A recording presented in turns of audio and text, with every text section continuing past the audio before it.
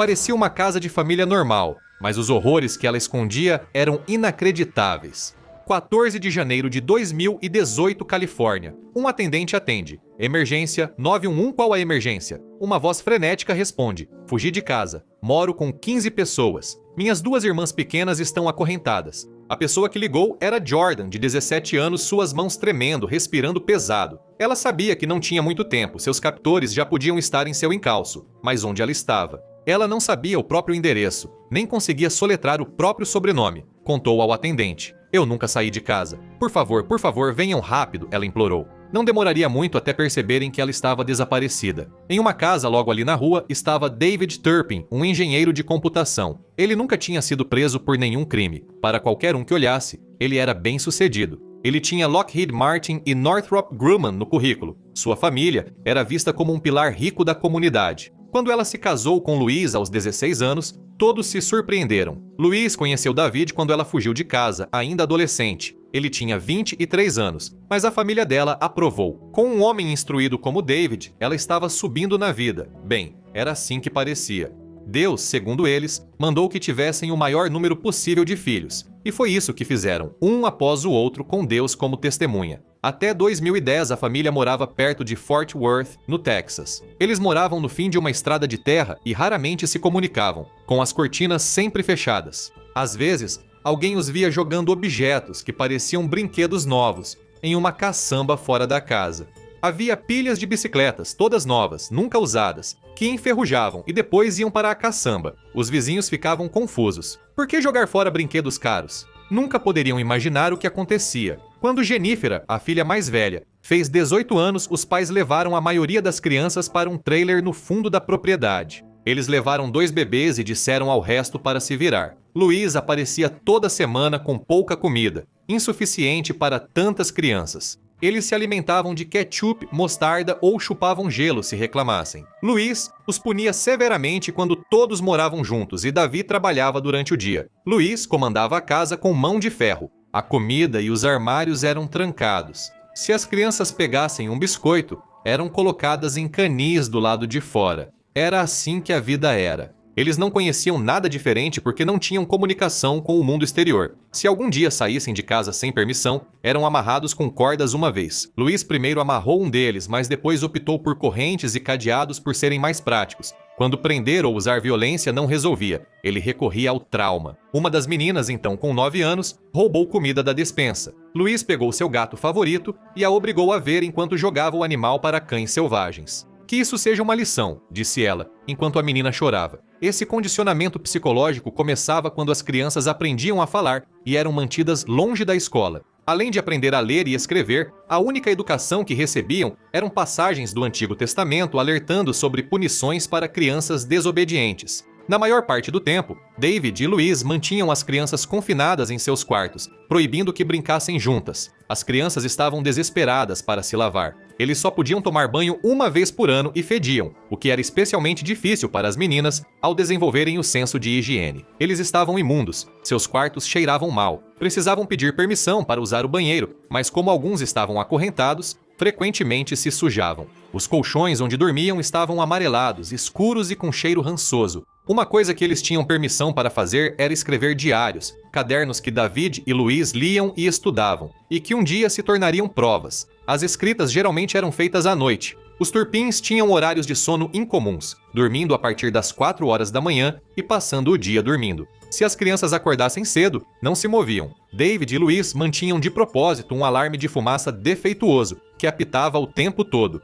Ao dizer às crianças que era um sistema de segurança e com Deus observando, elas viviam sob vigilância constante em suas mentes. Quando os mais velhos cresceram, passaram a cuidar dos mais novos, permitindo que David e Luiz mudassem seus filhos para um trailer. Na verdade, eles estavam cansados de ser pais e então começaram a experimentar. Quando Luiz começou a responder anúncios online para sexo com desconhecidos, David a deixava nos hotéis. David cresceu cercado de privilégios, mas a infância de Luiz estava longe de ser perfeita. Em casa, ela era a tirana. Então, um dia em 2010, a família desapareceu de sua casa no Texas. Oficiais de busca apareceram e levaram seus carros. A família seguinte levou um choque. A casa estava cheia de lixo. comida podre fora da geladeira e pisos de banheiro apodrecidos. Os colchões nas camas eram impróprios para seres humanos. Havia fezes humanas no chão do que parecia ser uma pequena sala de aula, com livros religiosos espalhados pelo chão. O casal encontrou polaroides assustadoras, incluindo uma de uma cama com grade de metal e corda amarrada. Eles cruzaram montanhas de sujeira, com moscas zumbindo nas latas vazias entre o lixo. Ouviram um barulho. 2 chihuahuas com ossos saltados do peito. Diferente dos outros cães e gatos mortos na sujeira, eles sobreviveram comendo fezes de fraldas. Onde quer que aquelas crianças fossem, o inferno as seguia. 8 anos depois, Jordan saiu correndo de casa enquanto o resto da rua dormia. Essa era sua nova casa em Paris, Califórnia, a cerca de 110 quilômetros de Los Angeles. A atendente na linha precisava saber onde ela estava. Jordan deu o endereço como 92570-5574. Esses são apenas números, disse a atendente. Jordan não fazia ideia de onde morava. Quando a atendente pediu que ela achasse uma placa de rua e esperasse na calçada, Jordan pensou: o que é uma calçada? Não existiam calçadas na Bíblia, nem asfalto no inferno. Ela conhecia Paris, e a atendente logo rastrearia sua localização pelo telefone. Após um longo turno noturno, o delegado Anthony Collis foi até a garota do lado de fora. O rosto dela mostrava pavor, mãos trêmulas, o corpo quase só ossos. Ele a reconheceu e, com voz suave, perguntou: "Oi, Jordan, o que está acontecendo?" Os fatos surgiram em explosões frenéticas. 15 familiares, 13 crianças com idades entre 20 e 9 e 2 anos. Só 3 eram meninos. 2 irmãs de 11 e 14 anos estavam acorrentadas nos quartos por roubar comida. Um menino, em outro quarto, também tinha sérios problemas. A voz de Jordan soava maníaca enquanto falava rápido e pedia desculpas. Nunca estive sozinha com alguém. Ela explicou que em seus 17 anos de vida nunca tinha conversado com alguém fora de casa, a sós. "Você quer saber por que as crianças roubavam comida?" Ela perguntou. Era porque elas não estavam sendo alimentadas. Elas só recebiam sanduíches de manteiga de amendoim, o que não bastava para matar a fome constante. Collis, sem saber se havia algum problema mental, perguntou: "Você toma remédio?" "O que é remédio?" Ela respondeu. O isolamento tirou dela até o vocabulário básico. Ela tinha um smartphone antigo no bolso que as crianças usavam para ligações. Ela mostrou a Collis fotos de lençóis sujos de urina e das irmãs acorrentadas às camas. "Não tomamos banho", disse nervosa. "O último banho completo foi há 1 ano. Ele já o vira e vira-o bastante. Então ele pediu que ela não apagasse nada do telefone enquanto a levava para a viatura. Perguntou se ela tinha algum ferimento ou precisava de hospital. Ela respondeu: "O que são ferimentos?" Collis pediu reforço e continuou fazendo perguntas. Jordan disse que a família estava se mudando para Oklahoma. A mãe dela ameaçava acorrentar as crianças por semanas e deixá-las na sujeira. Ela temia que a mãe tivesse perdido o controle e pudesse matá-los. Quando o reforço chegou, o sol já estava nascendo. Os policiais bateram na porta. Louise atendeu nervosa, mexendo no cabelo com os cachorros latindo ao fundo. Davi estava parado atrás dela na entrada. O pai fraco e a mãe dominadora com problemas mentais. Era uma mistura tóxica. Louise respirava ofegante enquanto policiais pediam para olhar dentro. "Estamos arrumando", ela disse. "Está uma bagunça." Sem mandado, mas por circunstâncias exigentes, eles entraram direto na casa. Comida estragada, lixo, garrafas vazias, caixas e latas cobriam o chão, como se tudo tivesse sido largado onde era usado. O cheiro de fezes dominava o ambiente. Havia inúmeras pilhas de caixas, brinquedos e roupas de criança, algumas meio abertas e ainda novas. Em um quarto, 2 meninas sentadas em um colchão sujo no chão tinham rostos petrificados. "Posso ver seus pulsos?" pergunta um policial. As meninas não estavam acorrentadas, mas talvez os pais as tenham soltado antes de abrir a porta. Enquanto um policial investigava a casa, outro manteve Louise e Davi na entrada, distraindo-os com conversa. Ele percebeu que Davi não tinha saído do lugar, e então viu o motivo. Davi estava bloqueando uma abertura em uma divisória. "Sargento, temos outro cômodo, no beliche de cima de uma cama. Um garoto estava imóvel, com pulsos e tornozelos acorrentados. Policiais abriram um armário e pegaram correntes e cadeados, o metal chacoalhando. "Detenha-os", ele ordenou ao outro policial parado na porta. Agora Davi e Luiz saberiam como é ter as mãos presas em metal. Foram levados até a viatura enquanto Luiz tentava parecer inocente. "Eu nunca tive problemas. Essa é a primeira vez para mim." Era quase como se ela não soubesse que tinha feito algo errado. Mais policiais chegaram e vasculharam pilhas de lixo e caixas em busca das chaves para libertar o garoto, que enfim teve as correntes removidas. Todas as 13 crianças foram levadas ao hospital, mas a história era ainda mais chocante do que se imaginava. Metade delas tinha entre 18 e 29 anos, Eram adultos legalmente, mas suas mentes não acompanhavam os jovens comuns. Todos tinham comprometimento cognitivo e danos nos nervos por uma vida de má nutrição. Alguns mal se comunicavam.